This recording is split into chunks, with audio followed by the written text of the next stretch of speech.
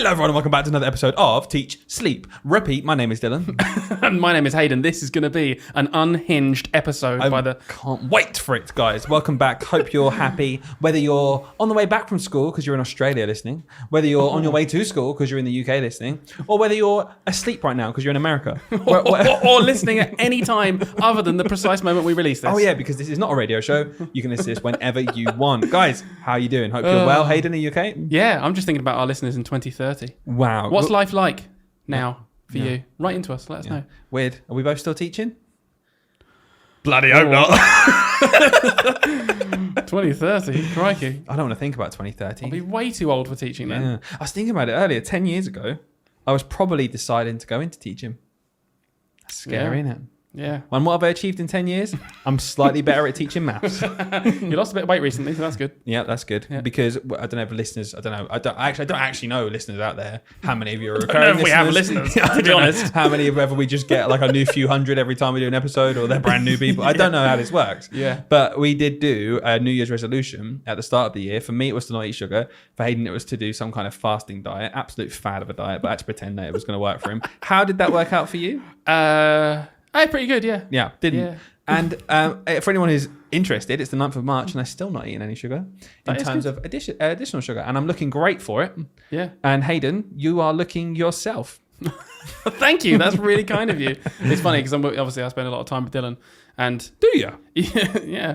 And he has all. This is good. This is a good thing. But it is funny to see how you've replaced it with "this is good." Yeah, no, because you've replaced the sugar Yeah. with other food, obviously, just to make up. And I reckon every single time I've seen you in the day, and it's not just to record the podcast. Yep. We've done like lunch or whatever. Yep. You've eaten a punnet of grapes every time. Whole I was punnet talking of to my grapes. friends about this because grapes are renowned as the most sugary possible fruit. Yeah. You eat the whole lot. So that's my vice in terms of. I reckon that I eat. I've stopped recently because I thought. I also shouldn't be doing that, but it is natural. Yeah. But I reckon I average 2 punnets of grapes a week. Oh, is that all? I thought it was more than that. Because I tend to only... you tend to see me when I have them because we've gone to the shop for dinner, for lunch or something. Mm-hmm. But I've started to drink a drink called kefir. This is a health podcast now, by the way, guys. Don't you know about your gut microbiome? Because I'll be very honest. Some of my friends obviously listen to this. Anyway, moving on. I know. We have a group chat with some of my friends and they're just a bit obsessed at the minute with like... eating clean and helping your gut microbiome and don't eat bread from the shop, guys. Don't eat bread from the shop. That's not food. Is James in that? No. James is real. James is a real one. James is a real one from Need Financial Planning. Yeah. Is he in that group chat though? He's in that group chat. Yeah, that's what I'm saying. Yeah. Oh yeah, no, but he's not someone who's pushing the whole narrative. Well, he's busy financially planning, isn't he? Exactly. Really well as well. So if anyone wants any financial planning, go to James at Need Financial Planning. Yeah. But anyway, so I was okay. I'll try it out. Apparently, it's good for the gut microbiome. Don't you know? I don't. I do now. Yeah. You told me 3 times. Do you know what's also good for the gut microbiome? The 17 cream eggs you've eaten today. Brilliant. And also not pulling this wire that's connected. I'm sorry. Can you not do that? Thanks. Anyway. How you been, Hayden? How's your week? Yeah, lovely. You? It's been fantastic. Guys, I wonder, by the way, if you're listening to this, do you actually like it when we sit and chat about our week? Or do you skip past it and you won't even hear this? Or do you just get through it because you're like, honest to God, when are these guys going to stop talking about their week? Don't care. Get on to the episode. No one cares. I reckon... My gut feeling, I'm quite insecure. Your gut microbiome feeling. My massive gut feeling is that people don't care. But I'm quite insecure about that because I just think, why would anyone care? I think mine goes all the way back to there are people listening every week. What? We're just two teachers we're just two dudes. Get on the microphone, man. We start talking, man, about stuff we want to change, man. We're going to change the world, man. Wow. How's your weekend? Yeah, it's been good. So, a couple of things. Yep. I'll be quicker this time. Yeah. All right. It's weird because you said you don't care. You have prepared a whole thing about your week. I have prepared it. I don't think anyone will want to know. Okay, well, 4 minutes quick thing. Ready? First thing, child update. Yep. River is now rolling a lot. You got a daughter? Yeah, I've got a daughter. Nice. You got a new house, didn't you? River's now rolling a lot and she has now decided that she likes sleeping on her front. She's nearly 4 months old. Very, very anxiety inducing because every time I go and see her sleeping, she's on her front, face down, and I'm just like, oh God, is she breathing? So that's quite scary. Yeah. But other than that, she's really cute and just crying a lot less. Do you know what a good hack for that is as a baby? Yeah. Make a baby so big that they don't like rolling over anyway. You got any experience in that? Yeah, like Rory. Yeah. Cool. Nice. That's it really for me. I'm going to talk about one more thing, but we'll talk about it together. So how's your week? My week's been absolutely fine. We have been decorating the house, as anyone who knows. We gave birth to a new house just after we bought our first child, and we've now actually started the decorating process. We've had plasterers in and stuff. it's all coming together. It's a bit annoying. It's basically like living on the set of June 2 in our house because there's just dust everywhere. I can tell, mate. You've been busy. Yeah, I've been busy. I don't know if anyone knows who watches the video version, but I have been painting. Don't know if anyone knew. It's got a bit of paint. Walked into. I feel like a bodybuilder here. Do like a little bit of a pose. Yeah, nice like with a bit of paint. Yeah. So again, I don't know if anyone else feels like this. Maybe it's a man thing. I think it's a man thing. Yeah, done then. Well, that's 95% of our listeners gone. I think it's a man thing because I've watched all the things been going on in the house, all the DIY stuff. So like Lauren's dad's really good at just anything in the house. He used to be a builder. Yeah. We've got someone who came in and did all the plastering and basically built like a media wall for us so we can put our TV in our new fireplace and stuff like that. And I feel really like insignificant and just rubbish at stuff because I've got none of those skills that you'd associate with like a dad. You know, like a dad can put like a picture frame up. It's the generation though. Yeah, no, but it annoys me. It's like, oh, the toilet's broken. You know, an archetypal dad would just nip in and fix it. You know, honestly, I've got nothing, and so I just got more and more annoyed as this process has gone on. Yeah, and because we've got these professionals in to do stuff, which is fine, but it does cost money, and I know it's good, but it's like, oh well, I should be able to do something myself. What can I do? So, I've been painting the toilet right today, and I swear to God, it's the worst paint job you've ever seen from anyone, and it took me forever. It was crap, and at the end of it, I was just like, cool, I'll just end up paying someone to fix this anyway because it's just crap everywhere. Just leave it a bit of time just so that you get your pride, get rid of your pride, and then just pay someone to do it Basically, properly. I just feel rubbish. No, I feel the same. I do feel rubbish because we don't have. I mean, a lot of our listeners, we have a lot of female listeners, but we do have a bloke base as well. Yeah, I'd be interested to know because I think it's a generational thing. I don't know if people just gravitate to people like themselves, right? But I feel like all of my male friends, or at least the vast majority, are very similar in terms of they have a specialized skill in whatever their job is. Yeah. But they're not very good at, I'm certainly not very good at doing those DIY things. If I want to fix something, I'm like, I don't know how to do that. No. I'm cack-handed. But like a door's slightly off. Lauren's dad would have the door off the hinges. Yeah. And I feel like every man in that generation, or like my granddad, oh my God. Yeah. He just, you go around his house and he's like, built the whole thing. It's like, what do you mean he built the whole thing? I can't even put a door What was your on. job? I was a policeman. Yeah. What? Yeah, he was a policeman. Yeah. I know. That's what I said. Yeah, I thought you were just guessing. No. It was. It's mad, I just don't get it. Where did they learn these skills? Because I don't know. Maybe they weren't playing RuneScape for 7 hours a day. yeah. They didn't have computers. That's the difference, isn't it? But I don't know. It's annoying. It annoys me, and it's frustrating. And you just got to swallow your pride. Either learn to do it or swallow your pride. And there's only one way you can get good at stuff, which I'm really crap at doing, by the way. Because if I'm not good at it immediately, I'm like, well, cool. There's no point doing it then because I'm not good at it. Yeah. But the only way to get good is to do it crap a few times. Exactly. Yeah. So it's just a constant cycle of, oh well, it's not going to be different. Anyway, we did it again. We waffled on about stuff no one cares about. So cool. Should we finish off with Mother's Day? Yeah. So if you are listening when we release this, in the UK, it's Mother's Day. In the UK, it was Mother's Day yesterday. And it's a special one, really, for us because we're mothers. We're mothers now. First time mothers, baby. Obviously, is it like Father's Day when all the mums get cards saying "Well done for being a father"? Wait, what? Did you not see that online? No. There's this joke at the minute. I'm honestly not involved because I don't have children. Oh, but I see all the memes of like on Father's Day. Yeah. And there's a lot of like people like Happy Father's Day to all the mums out there, and it's like the idea is because they're single mums and stuff. And they're kind of doing. So both do we roles, get that tomorrow? No, of course not, because we're not doing both roles. That's the point. That's the point, you idiot. I think I am. No idea. But it's a special one for us because obviously we've had our children recently. So it's the first Mother's Day for our gals, which is quite nice. Yeah, got much planned?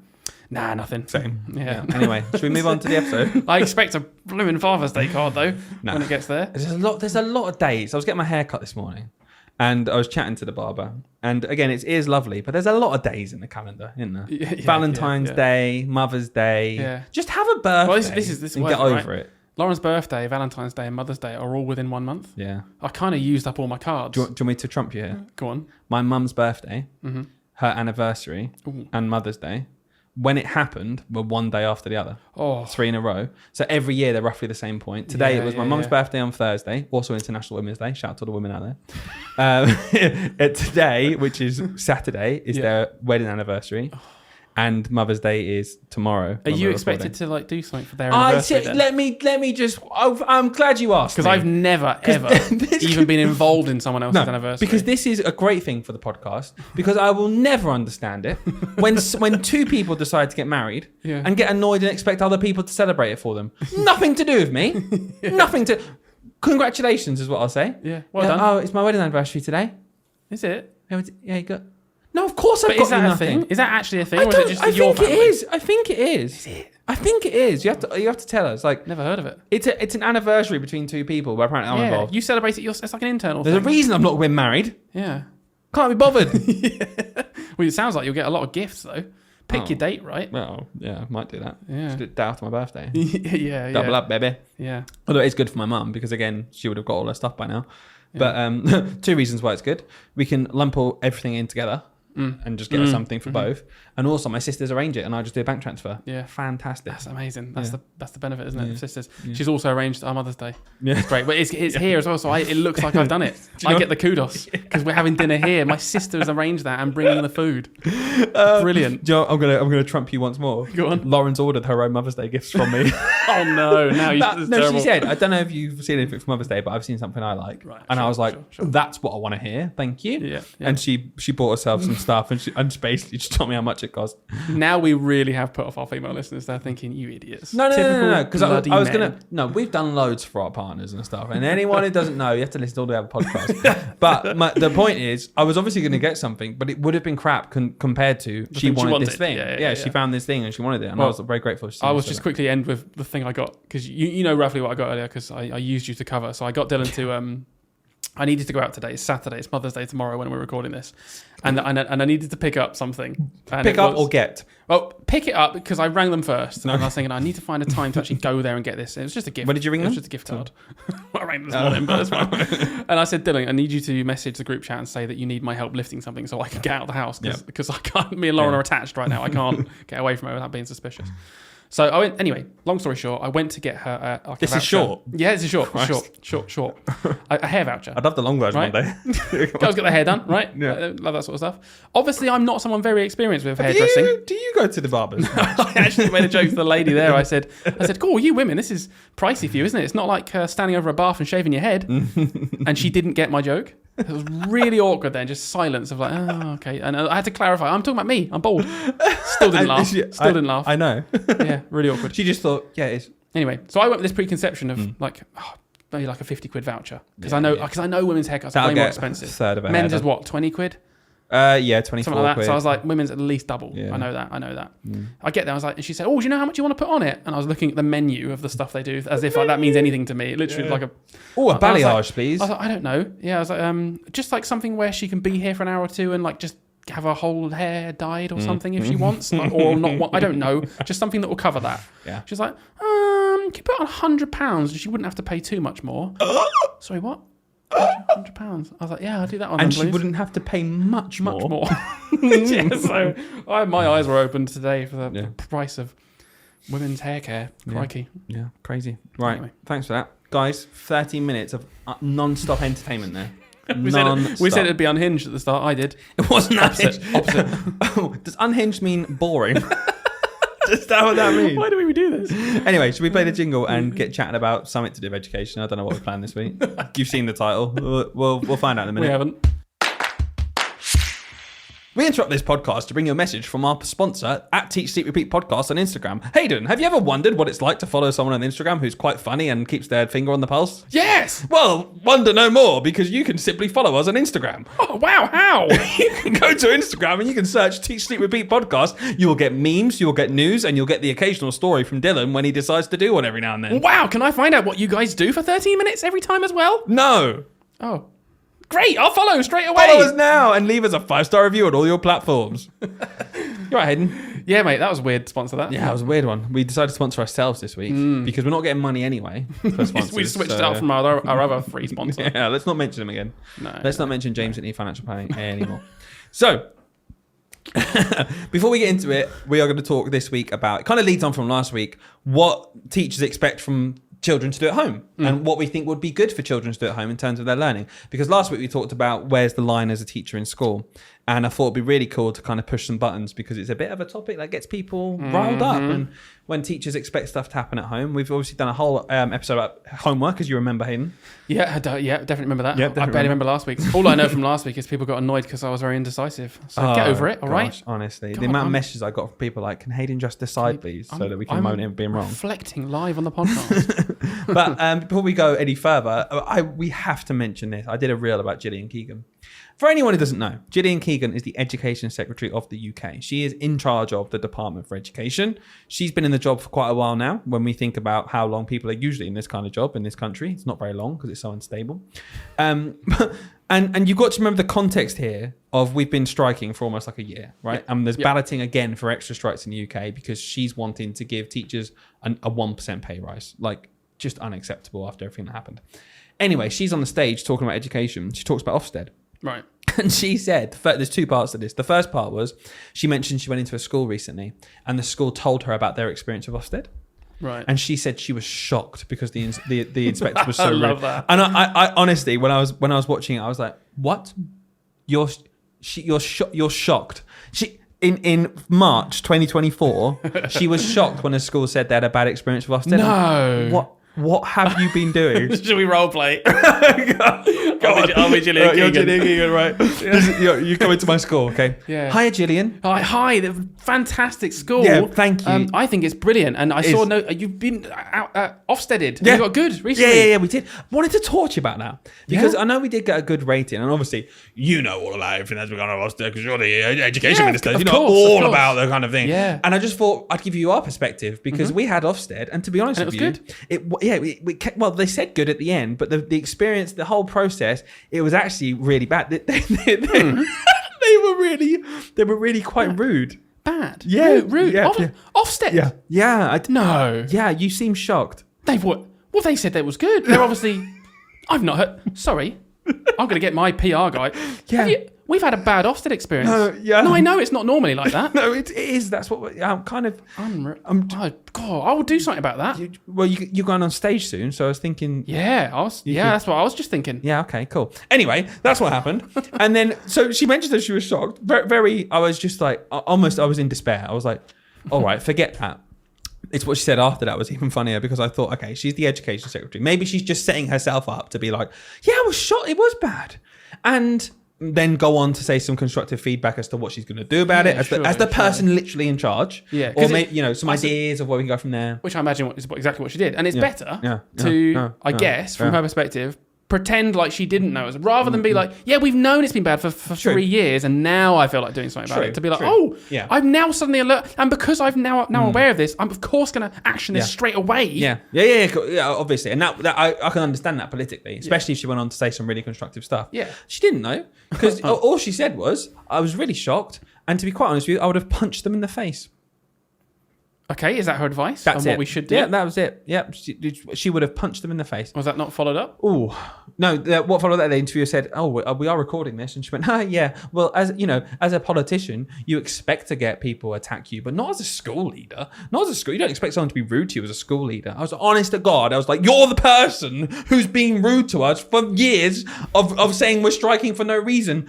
What's wrong with her? Yeah. I don't get it because she's there going, school leaders wouldn't expect to be talked to like that. You talk to us like that every time we say we're striking for the reasons you're saying you're shocked about. I can't believe her brain went to physical violence as well. No. Because politicians are so well trained in saying the right thing. Exactly. So I just find it weird that it slipped through the net there and she said that. I bet she regretted it immediately. Maybe. If you're in the staff room and you hear that kind of language, you'd laugh it off and you just go past, and you would know they're not being serious. Yeah. Like, so I get the whole thing. We sensationalize it a bit sometimes when it's politicians, but let's just she's the Department for Education leader, the Secretary of State, the government who's in charge of it, and she said she'd punch them in the face.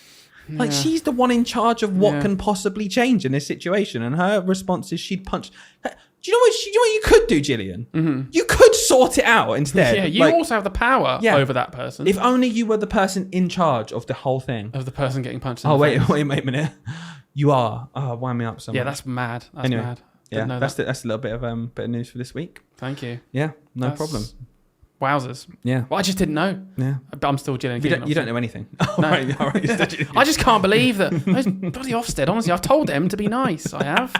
And they've still blimmin'... mental. Anyway, Hayden. Yeah. We're going to have a nice chat now. And let's do it. These are my favourite things where we can just think, reflect on our experience and, give our advice out to other people, both teachers and parents for this one, I suppose. You don't necessarily have to be a teacher to get a lot out of this. If you are a teacher, maybe you can message us and say, do you agree? Or are there other things you'd rather get from children at home? However, quite simply, Hayden. Yep. You are a teacher. I am. Okay. It doesn't really matter where you are in your teaching career. It doesn't. But what would you want a child to be doing at home alongside their time in school to maximize their education and their ability to learn? Anything in the world. I can pick anything. What do you want from a child? If a parent came up to you and the said, highest priority right now. what can I do at home? Yeah. What can I do at home to Read. help? And you think, just from your point of view, quite simply, what would you say? Read. So just to me, it's like, it's not even on the same level as anything else. Read books with them so much. Why? Because, I mean, firstly, from my perspective, just like on the ground floor, you do just notice that the children that read more generally do just perform better at school and enjoy school more when they can just read. It's a well-known fact. But there's loads of evidence and data, isn't there, to show that kids that read more, generally, obviously you get your outliers. There's always going to be someone that goes, wow, actually, I know the kid that read loads and they didn't do very, very well in that at all. But generally, children that read lots, one, enjoy learning more. And two, generally just do well academically. So it's like, can we just do more of that? Do more of that. Yeah. Okay. So that's interesting. Let's strip it back a bit, because what we're talking about is basically for a child to develop and learn as they go through. First of all, they spend 4 or 5 years at home, maybe doing nursery sometimes or a bit of preschool before they even get into the school system. We know how important that is. Okay. So I don't think we're going to sit here and chat about what we should be doing in those early years, because play is fundamental. Socializing with children is fundamental. Obviously, early sounds and reading and numeracy and writing and stuff is fundamental. Yeah, cool. Let's look at it now from the point of view of your child is in the school system. They're at school. They're getting on fine. They're not one who needs loads of extra support and help. They don't have a specific, just a plan. Very average middle run-of-the-mill child at home. Because what I've noticed is a lot of people who maybe resent the school system, they don't like being told that they should be also doing stuff at home with their child. Yeah, it's true. And there's a bit of a lot of parents absolutely understand this, but there is a big chunk of the population who kind of think, well, they go to school, don't they? So, that's their education sorted. That's the teacher's job. And kind of get their back up a bit if the teacher ever suggests that what they could be doing at home. Have you ever had that? As an actual parent in front of you on like a parents' evening or something, saying, it's your job? No, I've had parents say they'd rather prioritise other things with their home time. Oh, I have. And have you? I've had like multiple parents in my career like rudely be like, no, I'm not doing that. Yeah. I'm not doing that. It's your job. If they can't do this, you teach them. Yeah. Wow. And I was like, whoa, okay, it's just times tables and they're in year 6. Like, yeah. So how would you go about that then? Let's talk first, I guess, about the macro stuff in terms of approaching it.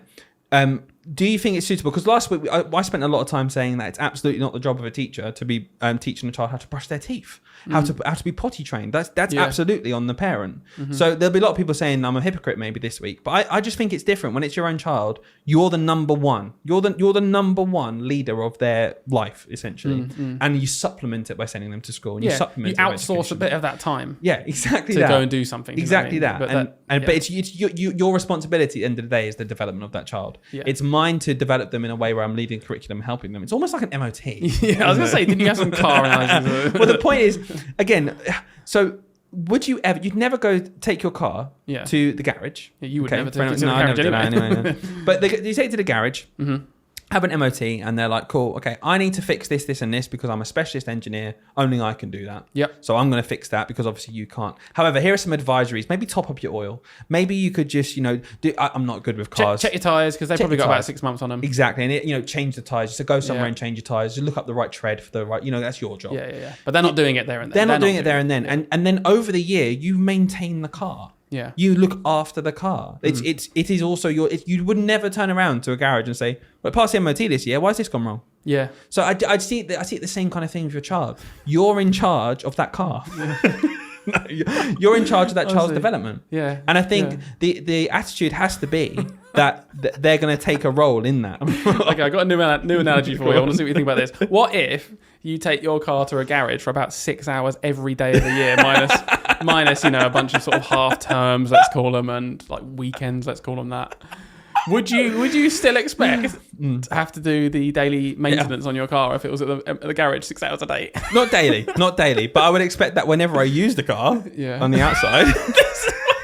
Whenever I use the car, I wouldn't be harshly braking. I wouldn't be rinsing the clutch, right? Yeah. I'd be looking after it, Okay. and they're like, "What's that? I need to add some oil. Let me do some times tables to your car. A bit of Let me do a bit of reading reading in the car." Yeah. It analogy falls down at some point, but I think we can all agree that there has to be some kind of expectation as to they're not only It is your child. Yeah, Basically. exactly. Yeah, You got to do something. Yeah. Okay, so what we're going to do, we'll go through all the different things you can do at home. Okay. And again, really interested if people agree or not. We might disagree because we've not talked through this remotely. As teachers, we're going to say what we would want children to be doing at home in different aspects of their learning. If you're just a parent listening, you tell us if we're asking too much. I don't know. But do you agree with reading, by the way? We never went back to that. Yeah, we're going to start off reading. We're going to start right, reading. okay. So reading's a number one for me. I'll start off by saying what I think. In terms of reading... Always do. In terms of reading...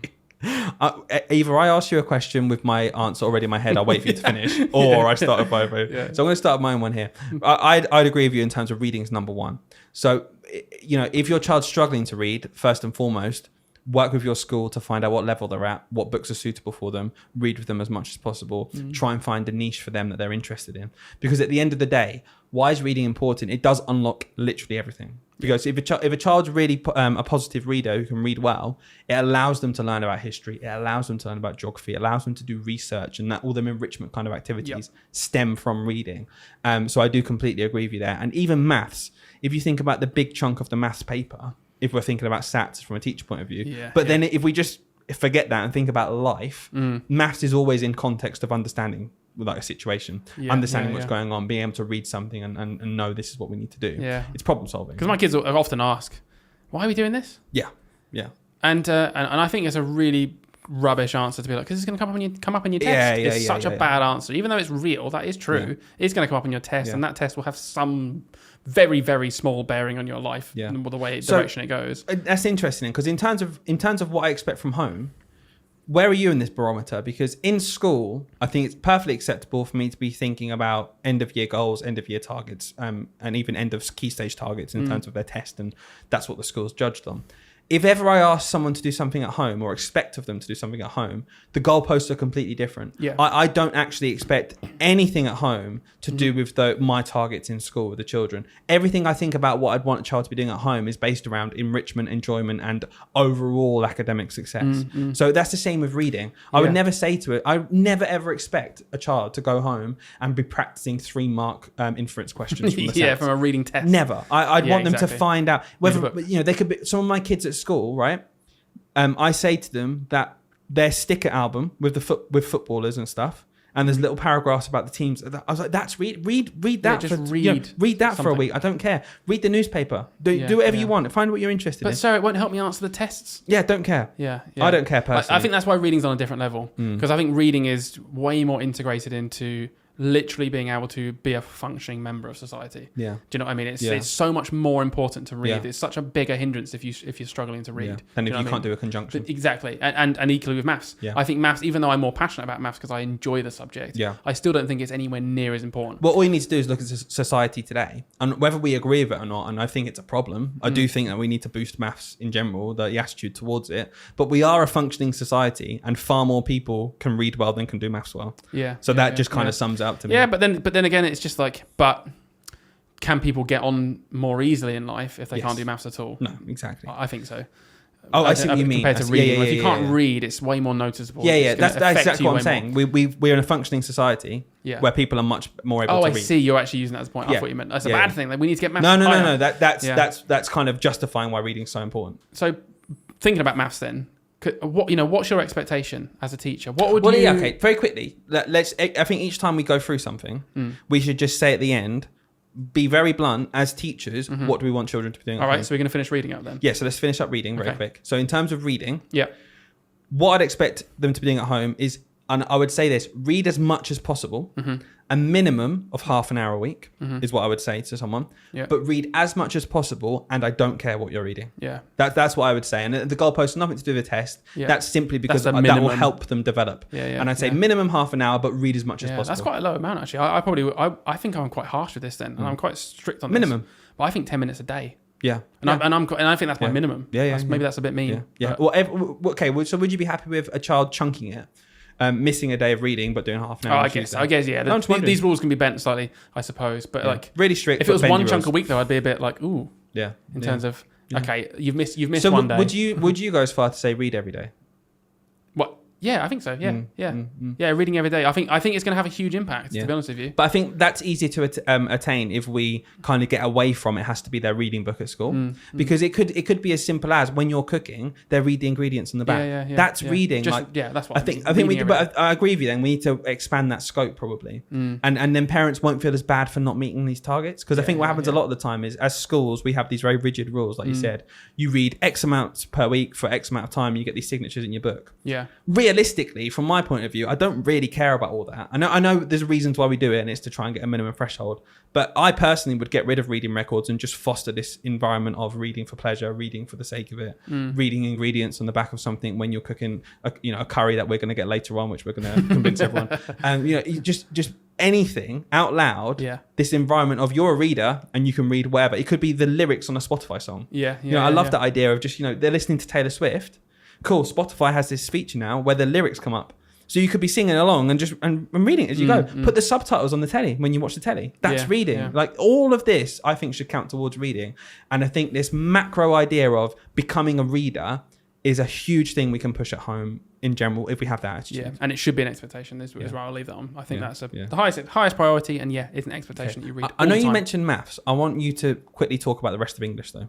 Okay. Because I think this is different tiers here where we will get onto maths. I'd say reading and maths are probably the most important. And that's kind of leading into what we're going to say now. And I think I know where you stand here. So what would be your expectations as a teacher? Yeah. Very bluntly, we'll expand after. What would you say to a parent a child must be doing at home with writing? Must be doing at home. Not what you could be doing to help. I don't know if it's controversial, but nothing. Honestly, must be writing nothing. Well, I'll do that at school. They do plenty of writing at school. If 6 hours a day of writing in various subjects is not enough, then just leave them alone. Go read some books instead. I don't know. That's what I think. You've got to remember we are talking about the average child, right? If someone came to me and said my child's really, really struggling with this thing, obviously I'm going to give them advice and be like, you should be doing some of these activities. To justify yourself again. Get off that fence. I don't want them to think that I'm ignoring children with special educational needs or something. No. We've established all that. Yeah. If anyone skipped this, then you missed all the establishment. You're going to miss all that. That's fine. So writing, genuinely then, if a child in your class did absolutely no writing all year whilst you're with them. Outside of school? Yeah, outside of school. You'd be like, that's okay. Yeah, because I think that's basically what happens now. To be honest with you. Yeah. I think anyone that does, it's always like an extra, like a bonus. Like, wow, well done, you've done. I had a kid. And you'd encourage it still, right? Yeah, God, yeah. I actually quite often say to my kids, "Oh, go home and maybe have when we're doing independent write. Yeah. We've planned it. Yeah. If they're interested, I was like, go home, have a little practice tonight. So you can write a paragraph, bring it in. I will have a look at it. You can improve it tomorrow. They never do, but you get the odd time. So there's a kid. I obviously can't say their name on the podcast, but it's someone that you taught a couple of years ago, and I know you were really fond of this kid.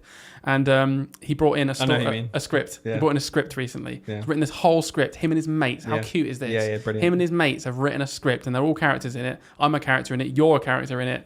And it's just like just a funny story. Yeah, and he really wanted me to read it. Yeah. And all I wanted to do, I didn't care about the quality of the writing at this point. Yeah. It was like, I am just going to big him up so much for doing some writing at home, because that's quite rare. And like you said, and it's never I don't have an expectation that they do that. No. But when they do, it's a bonus. So, it's really cool. Okay, this is really interesting, because I find that I find writing for pleasure something that we've kind of lost in the curriculum.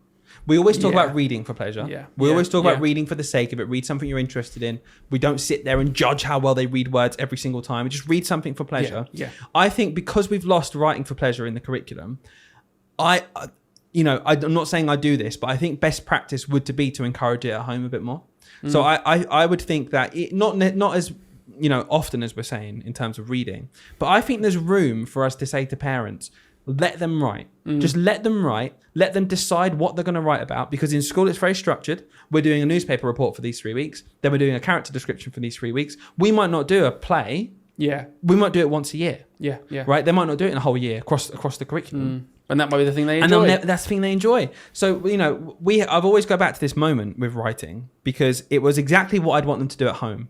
And what I don't want to happen at home with writing is parents to think that they have to sit there and correct the use of a conjunction or commas in the wrong place, because that's hard to do. That's hard to teach well. And I want to take that away from parents at home. Reading's different. We expect a level of reading, and you can read. Yeah, you just help. If they can't read a word, you help them read the word. It's quite straightforward. Exactly. And then that's much more easy to control. Yeah. Writing, there can be some contradictions. We're going to talk about a lot in maths. I was about to say, this links really well. Yeah, so we'll move on. We'll move on to maths in a second. But I guess my overall point here is encouraging writing for the sake of writing and celebrating it, no matter what they get down on the paper. Honestly, in this instance, don't care about capital letters, don't care about full stops. Yeah. Like we can mention them if it's awful and we know it's a target for the children. Yeah. But being creative. Like, I think writing's such an important part for children to develop that we lose in the curriculum. I think there is scope to say to children and parents at home, let them just be creative. Because whenever a child does that, I'm over the moon. So actually, doesn't that show that it's a really good thing? Do you value handwritten stuff differently to typed up stuff? I think... Out of interest. I do. I value handwritten stuff more, but I think I'm outdated and probably wrong. So I don't think that's correct, and I wouldn't necessarily want to predicate that to my children, but I think within a few years that'll be an outdated thing. Yeah. A lot of people will still say, fine motor skills, fine, early development, fine, but if they've got that, is it better that they start learning how to type quickly and accurately? Probably. But I don't know. But are we just old already? Like, kids these days, even having a PC, people, they just have iPads and phones and things. It's very different. And already they're typing with their thumbs. It's just a completely different experience. They've had it before, apparently, where children now, when they go to school, they go into an ICT suite, they're touching the monitor. Oh, really? They think it's an iPad. Yeah, because it's like the easiest access thing, isn't it? A tablet. Yeah. I don't know. So, writing, I'd say much lower than reading. But, I wouldn't discourage it. So same as me, you don't have an expectation they do X amount of writing at home. No, but I would facilitate and encourage it as much as possible. So far then, all we're saying is we expect reading at home. Yeah. So let's think about maths, because you made a really good point about how writing is very nuanced, and there's a lot of really tricky rules of writing that, I'm not saying parents don't know these things, but generally, even as a teacher, it takes quite a few years to actually fully grasp the writing curriculum because it's so ridiculously complex. Yeah. Maths is kind of similar. Yeah. And we've talked before about old maths and new maths. And I've spoke to loads of parents who say, we didn't learn it like this back in my day. And there does come a risk factor with that, doesn't there? That if we have maybe a huge expectation that, you need to do all this maths at home, like almost the whole curriculum, we give you this homework portal maybe that does the whole curriculum, we set you homework every week, that children are maybe going to develop misconceptions or get confused because their parents are saying, no, don't do that way your teacher said, just move the decimal point. Exactly. Do you know what I mean? Stuff like that. So what's your opinion on doing maths at home, and what your expectation is, I guess, for parents doing maths at home with their children? Yeah, maybe it's because, like you said, we're control freaks a little bit in terms of maths, and we know maths so well. I would genuinely draw the line at rote facts. I would be more than happy if just at home all they're doing is, if they're early enough, learning their number 1 to 10. Yeah. Learning the number 1 to 20 within 20. Like 8 plus what is 13. Yeah. That kind of stuff's so valuable, and there's only one answer. So just learning that, practicing that. Times tables, of course. Division facts the other way. Yeah. So I've never, not never, but very rarely have I met a child by year 4, let's say, who has completely mastered all of those rote facts quickly and accurately to the point where they don't really need to get quicker or more accurate. Yep. So because that's the case, I would say to any parent out there who wants to do stuff with maths at home, until your child has completely mastered that, leave the rest to school. Yeah. Do those things. I agree. I mean, we have a lot of similar opinions, obviously, because we've created a whole tutoring company where we help parents at home do these things. And obviously, we've then thought, what are the main things that these guys can be doing at home first? And we call it our foundation skills, right? Yeah. There's one more though. I want to add to this. There's one thing from the curriculum, and you'll probably guess what it is by the time I finish. Time. Time.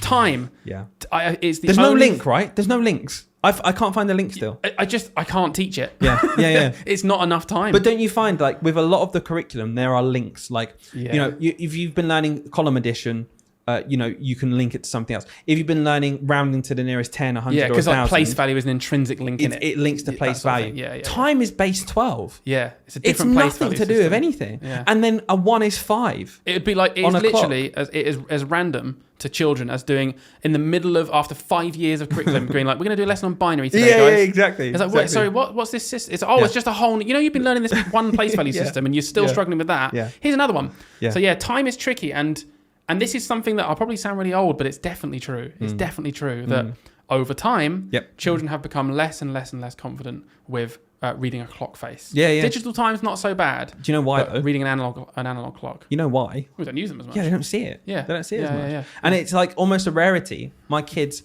if I show them an analog clock in school, because we always have one in the classroom, obviously, but if I show one on the board, they'll be like, "Oh, I've got one of them in my kitchen." Like it's like a little shiny toy. Yeah, it's like us seeing like an old Roman numeral thing. Yeah. Like, oh, I've seen one of those types before. But I would argue that, hard. again, I'm thinking of my year 4 head on, because I spent most of my career in year 4. I'm going to say 10% of kids can read a clock. Yeah, that's generous. Like, properly. Yeah, even in year 6. Yeah. And it's not even on, so for those that aren't teaching, in the national curriculum, the last time that they're supposed to have lessons on time, because it's supposedly mastered by this point, is year 4. Yeah. It's not even in the curriculum after that. Yeah. But generally, teachers will teach it in year 5 and in year 6 as well. Because you'll have timetables and stuff where they assume you can tell time, because then they'll do some hard problem solving. And they just can't. Yeah. The amount of, over the years, the year 6s I've taught that have no idea how to read a clock. So I would definitely bake that in. I would also, I would say to parents who want to know what they can do at school, as a teacher, where I think it would be fantastic to do maths at school, and I would again encourage this, is anything where it's in context. I knew he was going to say that. Yeah, it's true. Like measurement stuff. Yeah, anything. So if you're, you're using a measuring jug, right? Yeah. And it's 400 grams to 500 grams, and you need to measure 450. Fantastic opportunity to talk about how 50 is half of 100. Yeah. Where would that be? And then say, well, where would 475 be? Yeah. When does it become a kilogram? Yeah, Stuff exactly. like that, because they don't know, do they? Yeah. So those things, I've found there is a direct correlation between how hard something is to teach and how embedded in context it is. Yeah. So in terms of time, in terms of measurement, those things are really hard to teach in a discrete lesson unless you give it a lot of time and constantly revisit it. Yeah. Whereas if you just do all the time. if you just do a lesson on converting meters to centimeters, and you just say, well, times 100 divided by 100, they'll be able to do it in that lesson. A week later, they will completely always forgotten. forget. Even if you go down the route, the amount of times I've really tried hard to teach like milli, centi, deci, and try to like a vocab lesson. Yeah, at least so you can at least remember it's something to do with 10 or 100 but or 1,000. even if they remember 100, they'll just guess. Or do it the wrong way around. That's what I mean. Just guess. Well, okay, divide. 3 centimeters is 300 meters. Is like 0.3 or something like that. That is right. No, it's in terms of like they'll do it the wrong way around. So if it's to millimeters. All right, but rather than times by 10, they'll divide by 10. They'll say 3 centimeters is 300 meters. Yeah, and then not really think that because there's no context involved. Yeah, they don't know because they're not measuring. We have to try and provide them with that. But really, in terms of maths at home, the most powerful thing is do your rote learning and do anything in context. Yeah. When it comes to problem solving, I want to talk about new maths and old maths quickly, because we have delivered as maths leads in our school, whenever we do like an open evening, we'll open up to parents and we'll do a maths presentation, right? And we've done it a few times to a few different rooms of parents. And basically what we do is, what's our aim with the curriculum? What would we expect from home? Which is good what we're talking about right now, and what we set for homework. And in our school, it's very simple. It's just rote stuff for homework. That's all we expect from from people. But we want to start introducing projects and stuff like that. Again, linked to what we've just said, in context, not something really where there's a question on how to do it. You follow a recipe. Okay, there's not going to be old and new maths there. But to a lot of parents, they look at the way we teach maths, maybe with manipulatives out in front of us, with base 10. Here's a 10 block, 100 block. The idea of exchanging. To parents, they just cross it out and put a 1. Yeah. And even when I was in school, I never really understood that 1 was worth 10 because I was exchanging a 10 for 10 ones and all that kind of stuff. I just managed with someone who grasped that and got it. There are a lot of children in class who didn't grasp it and get it. There was no context again, and they kind of got confused. So there's a reason why we do stuff, but there is definitely a line still where parents look at it, and I talked to a parent after one of these meetings, and they were like, I wouldn't do it like that. A bit of a waste of time, innit? After I'd just given a half an hour talk about why we do it. It is a bit undermining, but my underlying thought there was, there is a bit of a barrier here, and I don't think they're necessarily trying to be rude. They're just saying, that's why you're wasting your time doing that. Like, I can teach them that in 2 minutes. And like you said, and we won't go into it right now because we talk about this for an hour, but it's a podcast. It's just we're 45 minutes in. It is with manipulatives and using hands-on things. It just means that more children get the underlying concept behind why something works in maths. And it does. It's just the problem is it's a long-term thing, isn't it? Right? Because I know that by the time I got to secondary school, maybe in year 10, year 11, year 12, whatever, there were some things where me relying on all my rote knowledge, my memorization of facts and things with no real understanding of them, it started to fall apart. And if I just properly understood the concepts at their most simple level and built up from that way, I probably would have found a lot of the harder stuff easier later on. And I think parents struggle to understand that sometimes. Teachers do. The amount of times I see on Facebook or whatever. Well, why are we doing this bloody mastery? Yeah, teachers saying, get rid of this. I just cross out the button thing here, tell them this rule. It's called the butterfly method. Yeah. And I'm like, but that doesn't mean anything. Yeah. They'll get the answer right. Yeah. But then in 2 years' time, when they have to kind of up-level this skill to something way harder conceptually that just builds on that concept, they'll have no idea how to do it. Whereas the kids that have been built up conceptually will be like, oh, it's like that thing. I get that. Well, I'm going to give the perfect example quick before we move on, because I think we've established what we want from maths. The perfect example is within year 4. We do that exact process where before Christmas, I'll teach the children how to multiply and divide by 10 and 100, only working with whole numbers.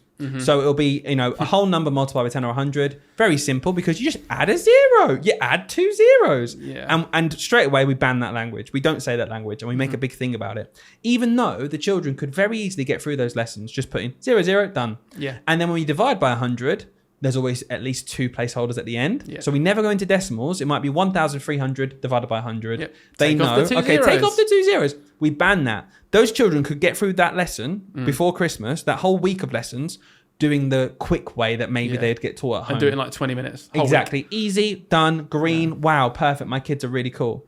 However, instead, what we teach in that point is, look, place value chart. We've learned about the place value chart. Let's get them out. Let's build this number. Straight away, parents will be thinking, what a waste of just take off the So zeros. imagine you'd sent that home for homework. Exactly. They just go, cross the zeros off, you've got it. Yeah, okay, your no, teacher's don't worry. teaching you stupid Because way. here, we're going to build the number. We know place value. We're going to make links to when we've made numbers before. Yeah. Okay, now we're going to divide by 10. What do you notice about 10 to 1? Oh, 1 is 10 times less than 10. Yeah, our place value system And is built 10 like is this. 10 times less than 100. And we talk about Yeah, place value. yeah. So we divide by 10. We're going to shift what was in the 10s column to the 1s. Cool. And I say to the kids, have you noticed the trick? Like, yeah, we can just get rid of the zeros.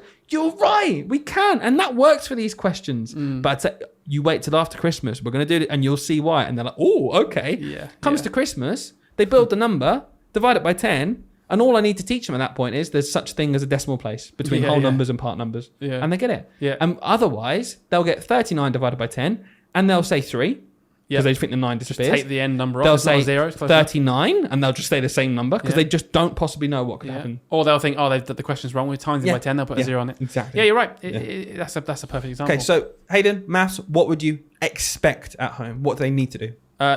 Number facts. So that includes number bonds to 10, number bonds to 20, just general number facts in general, including times tables. Cool. So really wrote, we've mentioned wrote a lot, by the way. If you're not into schools and don't use the word wrote, it literally just means just memorization, just facts that you memorize. That's it. Yeah. You just practice over and over again. Not a until you process, just a memorize thing. it. Yeah, nothing to do with concepts. Just learn that fact. Cool. So before we go on to the rest of the curriculum, very quickly, again, talking to people at home, very interested if you're a teacher and if you're a parent in this situation. We're actually just entered both. So we're kind of learning as we go. Won't have a parents' evening for a while, though. I want to talk about parents' evening. We can do a mock one. Yeah. So I think reading, writing, maths, that does dominate parents' evening discussions. Whether you're a teacher or a parent, you know that's going to dominate the discussion. So let's just take a pause to talk about parents' evening very quickly. Okay. What do you think, again, as a teacher, what would you be saying to parents during parents' evening? What would you prioritize? What do you think is useful? Because it's that kind of only chance we get really to speak about how their child's getting on and what they can do at home. So how would you approach this? Because you told me what you'd expect from a child. So you sit down at parents' evening with a child and you've got all this feedback. What would you do then? Would you go straight in and say, do this, do that? Do you know what goes through my head? And it's really simple. And sometimes I'm awkwardly sat there in parents' evening thinking, I don't really know what to say to you. Because all that's going through my head really is, are they doing all of the things we just mentioned? Do they know their times tables well? Yeah. Can they read well?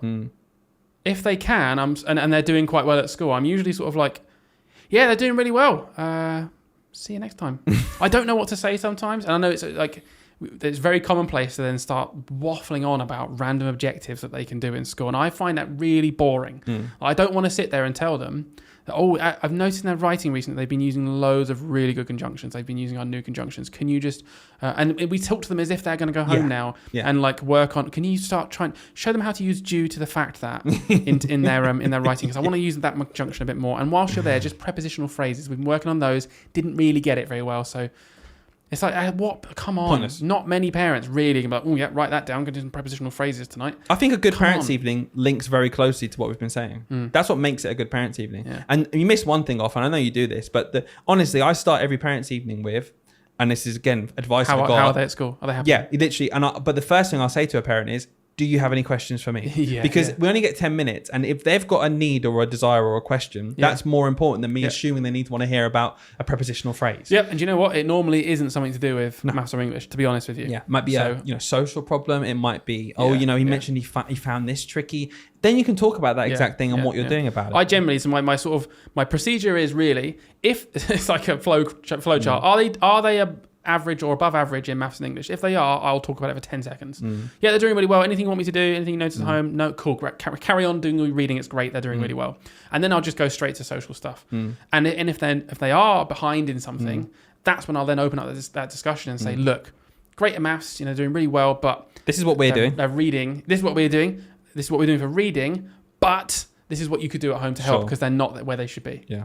And then we'll have that discussion about how I can support them. So, very interesting. And very quickly before we move on parents' evening, do you start with academic or social? I usually start with social. Okay. I usually start with I say the same thing every time. Yeah. I'll say, first of all, before I start waffling on about so and so about the academics, are they happy? How have they been since we last spoke? Cool. And that usually allows them to open up about anything. I think that's much more useful, personally. And I hope parents find that as well. Yeah. Cool. Just a very quick pit stop there about parents' evening. Let's move on then to other subjects. And we're going to break it up a little bit. Yeah. But again, we're being very clear here what we think children should do at home. So the big one, physical education. We know as a school, and in terms of as a school teacher and all people working in a school, that it can be really tricky to get your quota of what we need to do for physical education. We talked a million times about the timetable. We're going to look at the old episodes and lessons. I'm going to call them lessons again. So, what would you be wanting a child to do in terms of physical education at home and in terms of just being active? Would you have a minimum expectation, or do you think that's not part of your job? I was about to say, even though I think it's really important personally, I find it a little bit condescending. Sure. I don't know why, because it's not really. Well, this is the whole point, isn't it, of the other things? It's what is our role? Because we don't want to be hypocrites. Maybe it's because I think this is. It's because reading and writing and maths, it's all drilled in. They're getting tested on this, and it will affect their academic life. So and as an academic person who's in control of this stuff, I can kind of have a bit of a say on doing this at home. I'd argue their physical health is going to have as much an impact as their ability to read. Yeah, but it's not in the SATs, and so I think that makes me feel like I'm not allowed. It's more of that's a personal thing. I shouldn't comment on that as much. Yeah. I don't think I've ever. So if I've ever had a child, okay, this is a touchy subject here, who's maybe a little bit larger than other children, I'm never ever going to sit there to the parent and say, notice they're a bit larger than the other children. Maybe you should consider doing this exercise. How cringy would that be? However, if a child couldn't read as well as someone else, you'd be the first person to say. Straight there. Yeah. So there is definitely something different about that, even though I think physical education is extremely important. And again, people will say, sometimes with people who are maybe slightly larger, there might be a reason behind it. Like you might have a metabolic thing. Same for reading, though. There might be a kind of dyslexia. There might be something. But we'd still talk about it. We still help them. It's very interesting how we see it. It's completely different. I think attitudes are changing towards PE. I think prevention for health in our country is going to be huge when we can't fund the NHS properly. And I think that's where we're going to head next, personally. But at the minute, I would never say to a parent what I expect them to do at home. Me neither. You recommendations and stuff, but if we're being really harsh here about what you need to do at home, honestly, right now, it would be nothing. Yeah. It's funny because I do expect it. Yeah, same. On a personal level. I do expect parents to be doing these things, but I would never sit there and say it. Yeah. As a professional in a school, I wouldn't say, this is the expectation. Yeah. It's just, it's a weird one. Crazy. But I guess I know we can talk about other subjects in general, but I think that probably summarizes how I feel about a lot of the other creative subjects and things. I'd never expect them to be doing art at home. I would like it. I guess I think PE is probably the highest priority of all of the other subjects because physical health is obviously just important in a different way, isn't it? Maybe we could approach this slightly differently then and kind of encompass everything in terms of the other subjects now then, because let's start with what the goal is. Because I think the goal with reading, maths, or everything we talked about previously, the goal is, of course, SATs, but at home, I think the goalposts have moved and the whole idea is almost functioning in society. It's this is how you're going to make more progress in school as well if you manage to get these things, and we can push you and make you more able to read trickier stuff, able to do maths, blah, blah, blah, blah. With the other stuff, I'd argue that the only expectation I have at home, and I would say this is an expectation, I wouldn't give an individual thing about do half an hour of science every week and do an hour of geography and make sure you're doing this. What I would say is, though, if you've managed to find what interests your child, and if you've managed to foster an enjoyment of research and finding things out and learning, because I tell you what, if you picked a kid in my class at random, I could tell you what their interest is. I could be like, that child is so interested in the Roman Empire. It's hilarious. This child is like a mini David Attenborough. He knows all these facts about, frogs and stuff like that. That is what I would say as a teacher to a parent. I was like, do that. And that would be an expectation. I'd be like, listen, find what they're interested in and facilitate it. Buy them books about it. Let them go and, if they're interested in wildlife, go for a walk through the woods. I would say just react to your child. And a lot of parents do this already, but I would never expect anything to do with the curriculum when it comes to any of these things. It's completely irrelevant enjoyment, to me. It's all about enjoyment. My point is extremely similar, but there's a slightly different twang to it in terms of I have an expectation that I think it should be an expectation that parents do not make school a negative thing.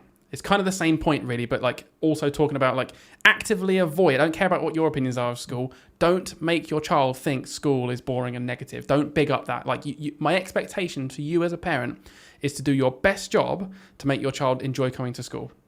Because I'll do the same at school, and my expectation is that you'll do that, and you won't be like, oh, what are you doing geography for? Geography sucks. And I hated geography at school. Don't do geography. Geography's boring. Just get through the lessons. Like if you're saying that to your child, it's not helping. It's not helping. Yeah, and at the same time, teach them that it's okay to have an interest, though. They're allowed to like lessons more than others. Yeah, of course. That's really normal. Yeah, but, and try and find meaning in everything. Yeah, absolutely. Yeah. So just another thing, because I saw it on our notes and it reminded me. So we've talked in the past, we've got a tutoring company, right? So we deal with, I speak to a lot of parents, you speak to a lot of parents outside of school, not to do with our school roles, but to do with our tutoring business. And I find it really, really interesting because when you're in the world of tutoring, there is a whole scope of parenting styles. And I'm interested because I think I've seen both ends of the spectrum, right? On your opinion on how much is too much? Yeah. It is very dependent on the child. And I've learnt this through doing tutoring. Yeah. I'm absolutely with you here. Yeah. What I would say straight away is I would separate this discussion we're about to have of what we've just had. Because I think what we just did was, as a teacher, what we'd expect all children to be doing. Yeah. Now, again, that was like a minimum of what we'd expect them to do. There's, like you said, there's a whole scope past that, and tutoring's part of that. That's outside of school, that's extra. Of course, as people who provide tutoring, we know the benefits that can have for children. So again, I want to really separate this out and say, like, we're now talking about parent-led almost, like what a parent wants. Yeah. I'm just interested in this one. No, you're right. I think, go on, repeat your question again. So just how much is too much, and you sort of said on an individual basis. So I used to think that too much was very definable. Yeah. And I'd be like, okay, look, if you're doing half an hour of like solid prep work every day, like lesson work, every night with your child, and it's not remotely to do with any child-led enjoyment, I would still err on the side of don't doing that right now. However, I've met children since who, for them, that is as fun as doing a football club. That is as fun. That's the fostering of enjoyment. There are some children, and I don't know why I'm acting like it was when I was younger. Fun for me was doing sums. I'd get my granddad, because I'd buy a book. My mum would buy me a book full of math sums, and I would do them all, and I'd call them sums. There'd be multiplication and stuff. I'd be like, I'm going to do my math sums. I'd write them all. I'd give them to my granddad. He'd mark them. I'd get 2 wrong, and he'd be like, well, what happened to them 2? And I'd be like, oh God, I need to go and do another page. That to me was as fun as sitting and playing a video game. So what I would say now is I think it has to be led by the child. What's too much is, I think that you're always going to get children who resent learning in general. Those children still have to do some learning. I think it's got to be of utmost importance to teach them that sometimes they can't enjoy every single thing they do. That's part of life. There are going to be some things you do where it's to do with prep and helping you that your parents want you to do, and you have to just do it sometimes. But I think there is an onus on the parent to, at some point, be like, okay, well, this is obviously having an adverse effect now. They have a negative attitude towards learning. Okay, I'm going to find a different way to learn, because I think it's links to what we said about reading. Let's change the attitude. Reading doesn't have to be reading Moby Dick, War and Peace. Really tricky, but oh my gosh, I've got to read this because mum said. Reading can be reading a newspaper report on your favourite football team. Reading could be like when you're doing the cooking, reading ingredients. Enjoying learning can be following a recipe and making something. Enjoying learning could also be writing a recipe book. Like, they're very different activities that both involved the same sort of context. I nothing to add to that really, because the same sort of opinion. So that was really interesting. Thank you. You're welcome, Hayden. It's what we do. So to summarise, I suppose let's now very succinctly say 2 things. Okay. 1, the minimum we'd expect children to be doing at home all of the time, any child, average Joe. Obviously, there are some exceptions. Number 2, what would be also good to do? So Hayden, Sure. what would you say to parents listening right now? Yep. I'm a teacher. I've been doing it for nearly a decade. Do this at home. Okay, so I'm going back to where I started. All the way through. Read all the time. Okay, read as much as possible. Like Dylan said, foster an enjoyment. If they're not enjoying it, don't force it, which is the point we were just making there. Find a way that they enjoy it. Practice the times tables. Make sure they've got the fundamentals only in maths. Don't worry about too much of the other stuff. Don't worry that your child's not great at long division yet. Honestly, just make sure they know their number bonds to 10. They know they enjoy maths. They know how to work with number. They do their times tables. Just get those fundamentals absolutely hammered. I promise you it'll make a massive difference. And then the final thing with maths for me is, again, summarizing what we said, just the stuff in context. So if you can do some real life maths, show them that maths is real and it's not just a thing you do in your book at school, that's also really impactful, particularly measurement and time. That's what I would say. Focus on those things, hammer it for as many years as you need to hammer it. And after that, then you can start thinking about, we can move on to more advanced stuff. But that's the basics for me. You? Exactly the same. Genuinely exactly the same as what you just said. And I would genuinely say that I would expect, or really, okay, let's go one step down. Really, really, really encourage you guys to just do an arrangement of other stuff. That is your core, but I would think that would be a very weak core if that's all you were doing. Yep. So I think alongside that, you have to supplement it with a nature walk every now and then. Oh, look, there's a bird up there. I wonder what that bird is. Find out. That's a parallelogram in the tree. That sort of stuff, yeah. Planted. Yeah, exactly. It's a wild pentagon. But yeah, no, absolutely. Find stuff. I know what you're going to say. I know what you're going to say. There was we posted a picture once of there was a test that we did in year 3, and it was your girlfriend, I think. Yeah. The question was simply draw a pentagon. Yeah. Right, in a test. A child thought it was a child thought what, a peacock. A peacock. She drew a peacock. But it was the most detailed, beautiful peacock you've ever seen. So detailed. Can you imagine being that child, like hating maths, but you love wildlife? That's like, a good question. Oh my god, I can draw a peacock, and they spend like 10 minutes drawing this very beautiful peacock. It was really funny. But yeah, foster learning, do some research, do some projects, dive headfirst into doing those if the school set them. Build an Anglo-Saxon shield. Amazing. And try to leave preconceptions behind. I mean, a lot of parents who didn't enjoy school, and it's very obvious when they have given that feeling of school to their children as well. They've just passed it down. I hated maths at school, and now, funnily enough, so does my child. Because you tell them you hate maths every day. Yeah. So just try to be positive. Right, cool. Let's head off for a jingle. Hope you enjoyed that chat, because when we come back, we've got a nice quick game we're going to play. Right, quick game just to finish off. Something to keep the people listening for the last bit. A bit of fun. I want to do this game. I've seen it a lot on radio stations and stuff like that. Okay, it's basically I'm going to whisper a saying to you. Okay, I'm going to whisper some kind of saying. It's going to be linked to education in some way. Right. But you can only read my lips, because whilst I'm whispering this, obviously people can pick up on the mic, so you can hear it at home what I'm saying. But Hayden's going to have headphones in, listening to some Taylor Swift. So he can't hear anything. He only has my lips to go off. Okay. So I'm going to say it so everyone can hear it, but you can't hear I've got to lip read you. And you've got to lip read and say what you hear. Say what you hear. And we've got a few each. We've prepped a few each. Yeah. So Hayden, hear your headphones. Okay. So put your headphones in. I'm going to play some Anti-Hero by Taylor Swift. Okay. Current favourite in my class. Is that playing? Nice and loud. Bit louder. Okay. Oh yeah, that's really loud. Yeah. Okay. Is that all right? Hang on. Yep. Good. Okay. I'm good. Right. So we're going to do a quick test. I can't hear anything, by the way. Can you hear me right now? Can you hear me right now? No, but I'm lip reading. Okay, right, ready? So, Hayden, you got it. The first one. Right, play along at home, even though you can hear exactly what I'm saying. You need to give me a signal when you're doing it, by the way, because I can't hear anything. But you've got really loud, so anyone listening at home, it's Hayden's shouting now. Okay, so the first one, again, all linked to education. Oh, you can't hear me. I don't know what you're saying, Everyone listening at home, it's all linked to education. Okay, ready? Can I go to the toilet? Can I go to the toilet? Can I go to the toilet? Yes! Okay, I'm going to do a couple, and then you do one to me. Okay, next one. Go and get an ice pack. Go and get an ice pack. Go and get a classmate. No! Go and get an ice pack. Go and get your book bag. Go and get your... One more time. Okay. Go and get an ice pack. Go and get a class pack. I don't know. Take them out. Okay, go and get an ice pack. Oh, close. Right. Ice pack, class pack. Another one. Ready? All right, hang on. Okay, ready? You good? Oh, hang on. The sound stopped. Oh. Okay, we're good. Okay, ready? It's your time you're wasting. This is so funny because I wrote this down. It's your time you're wasting. I literally did that one on mine. Right, okay. You got 2 out of 3. Okay. 2 out of 3. check It was this out. so funny how loud you were Yeah, shouting. I'm really sorry because I realised I'm so shouting. funny. Right, 'cause okay. I'm trying to hear my own voice. Okay. Right, Right, my turn. Cross that one off. Okay. Also, when I whispered, I really hope you guys picked it up because at first I was whispering like almost within myself. Oh no. Also, you kept giving me instructions and I had no idea what you were saying. Sorry. Well, I know how this works. So ready? Right, okay. Give me a thumbs up when you're about to do it. All right, okay? I'm going to give him a thumbs up. Right, I'm going to cross out that one, guys. Here we That's go. loud. That is so loud. It's really loud music. Okay, here you go. Ready? Wait. Oh. Okay. Oh, I forgot to say it into the mic. Hang on. He doesn't Are know. you- I just whispered it to myself. Wait. Don't shout out. Are you doing it? Yes, Do I'm it doing again? it. Don't shout out. What? Go down to town? Not go down to Do town. it again? Don't shout out. Don't shout out. Don't shout out. Well done. So the first time anyone not watching, I mouthed it, forgetting that you guys can't see my mouth.